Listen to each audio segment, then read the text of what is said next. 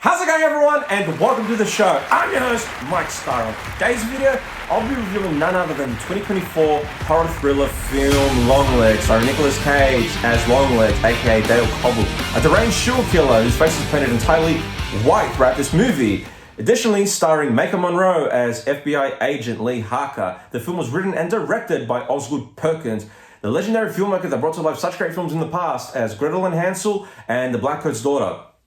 Now, this film has a runtime of 101 minutes with a little budget of $10 to $16 million, and it grossed a whopping $47.3 million. So it was a box office success.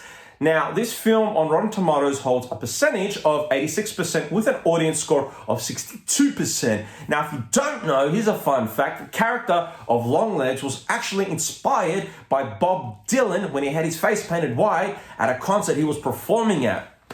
Whoa, art imitates life, life imitates art, vice versa. Now let's go. Synopsis-wise, if you haven't seen this movie, very dark story, dark movie. Great direction though by Osgood Perkins. The film opens up with Lee Harker's character, the main protagonist of this movie. She's a child at her home. She's approached by Nicolas Cage, Longlegs, aka Dale Cobble, and he's just being weird to her. And then from there, it flashes to the present date, because that is in the 70s and the present date is in the 90s. Now, she is an adult in the 90s. She's in her mid-20s, where she works as a FBI agent.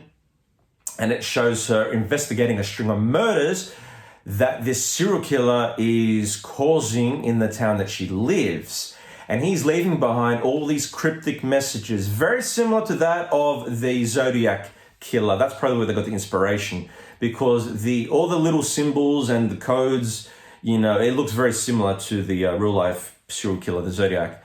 But anyways, nobody can read these coded messages. Nobody knows what they are. Then you slowly start to see all the little clues in the messages, and Lee Harker starts to solve the case.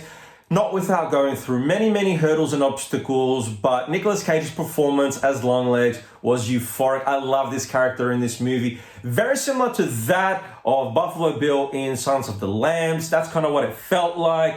Crossing over with One Flew Over the Cuckoo's Nest.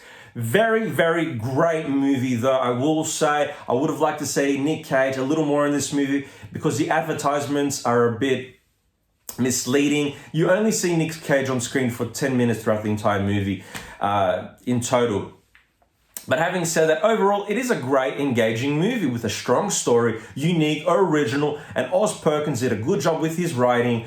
Definitely entertaining. The ending, though, could have been a bit stronger. But overall, I give this film out of 10. I give it a 10 out of 10.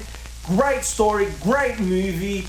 But yeah, just those little issues with Nick Cage not being in the movie, and the ending should have been, I like the ending, but I would have ended it differently, because I am a filmmaker in my everyday life, but that's another story. But also, without further ado, I just want to give you one more fun fact before I end this video, because people have a short attention span and I'm trying to keep everyone engaged here. So, did you know that the reaction of Maika Monroe as Lee Harker in this movie, when she first sees Nicolas Cage in his full makeup and costume, was a genuine first reaction of seeing Nick Cage like that, because they hid Nick Cage from her during pre-production just so they could get a genuine reaction on screen. So when you see her and Nick Cage on screen for the first time, that is a genuine reaction.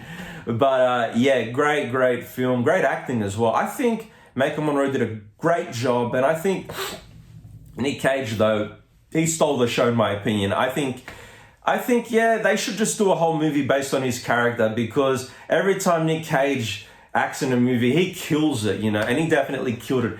He does a lot of weird roles, and he definitely, he's definitely versatile when it comes to acting, and yeah, he's definitely talented in that aspect. But anyways, I'm going to wrap this video up by saying thank you all for watching. I'm Mike Starr. If you've liked this video, give it a thumbs up. Comment down below any questions you may have. And yeah, let me know your thoughts in the comment section down below, what you thought of this movie. Did you like it? Did you hate it? did you, want to turn it off halfway through? Yeah, let me know. But anyways, I'm out of here, folks. I'll catch you all on the next video. But until then, have a good